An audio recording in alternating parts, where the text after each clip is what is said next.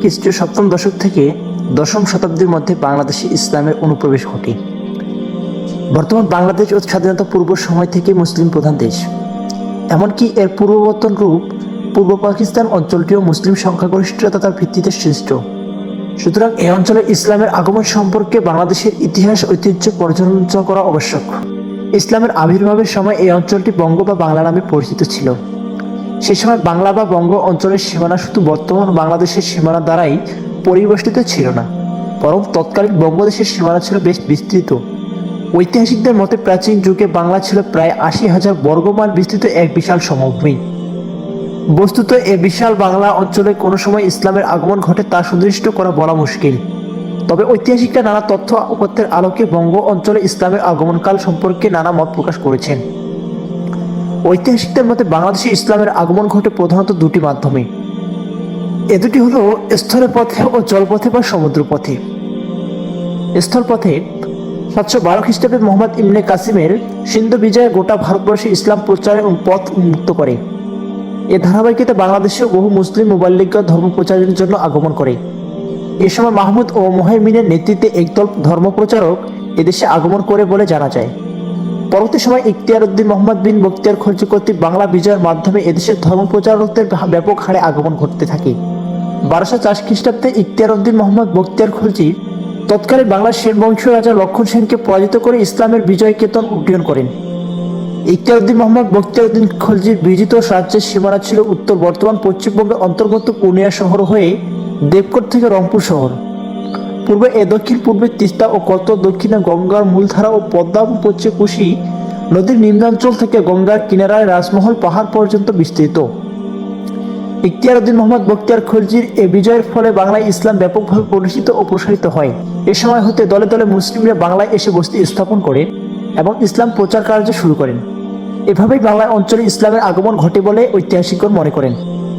ঐতিহাসিকদের অপর একটি দলের মধ্যে বাংলাদেশে ইসলামের আগমন ঘটে ইখতিয়ার উদ্দিন মোহাম্মদ বখতিয়ার বিন খলজি বাংলা বিজয়ের অনেক আগেই। তাদের মধ্যে খ্রিস্টীয় সপ্তম দশক থেকে দশম শতকের মধ্যে ইসলামের প্রবেশ ঘটে এবং ধীরে ধীরে তারা প্রসারিত হয়। ঐতিহাসিকদের মধ্যে এদেশে ইসলামের আগমন ঘটে প্রধানত দুটি মাধ্যমে, একটি হল ব্যবসা বাণিজ্য এবং ধর্মপ্রচার। ঐতিহাসিকদের মধ্যে বাংলাদেশে ইসলামের প্রাথমিক পরিচিত ও প্রচার কার্য পরিচালিত হয় আরব মুসলিম বণিকদের মাধ্যমে। মুসলিম বিজয় পূর্ব বাংলা আগত বণিকরা এদেশে ইসলামের পরিচয় তুলে ধরেন। এদেশে ইসলাম আগমনের সর্বপ্রধান মাধ্যম ছিল আরব ভারত চীন বাণিজ্যিক সম্পর্ক। জাহিলিয়াতের যুগ থেকে আরব বণিকদের এ অঞ্চলে বাণিজ্য সম্পর্কে পরিচালিত ছিল। রাসূল সাল্লাল্লাহু আলাইহি ওয়াসাল্লাম ভারতের সুগন্ধি দ্রব্য উপহার হিসেবে লাভ করেন বলেও প্রমাণ পাওয়া যায়।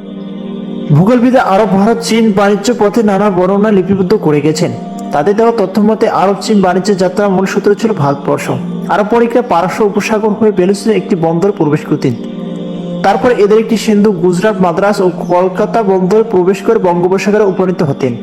আরব ঐতিহাসিক ও ভূগোলবিদের বর্ণনায় বাংলার নানা স্থানে উল্লেখ পাওয়া যায়। ভূগোলবিদ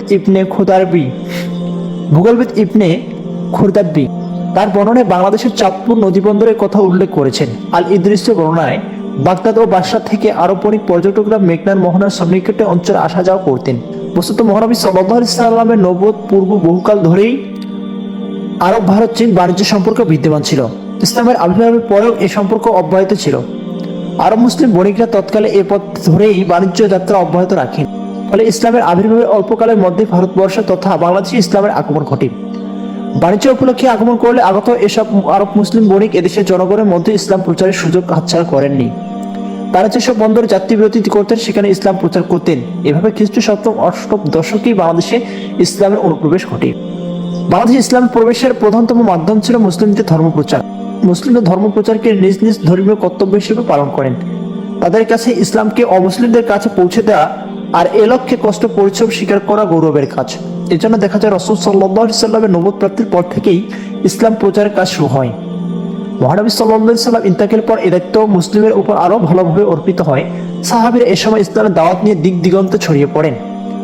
ঐতিহাসিকদের ধারণা মতে সাহাবীদের একটি দল সর্বপ্রথম ইসলাম প্রচার করার জন্য ভারত ও বঙ্গ অঞ্চলে অর্থাৎ বাংলাদেশে আগমন করেন, আর তাদের মাধ্যমেই এদেশে ইসলামের সূচনা ঘটে। যেহেতু আরব চীন বাণিজ্য সম্পর্ক বহু প্রাচীন কাল থেকে পরিচালিত, সেহেতু ভারত উপমহাদেশে সাহাবীদের আগমন অস্বাভাবিক ছিল না। ধারণা করা হয়েছে রাসূল সাল্লাল্লাহু আলাইহি ওয়াসাল্লামের মামা সাহাবী আবু আক্কাস মালিক ইবনে ওয়াহাব রাদিয়াল্লাহু আনহু আনুমানিক 617 খ্রিস্টাব্দে তার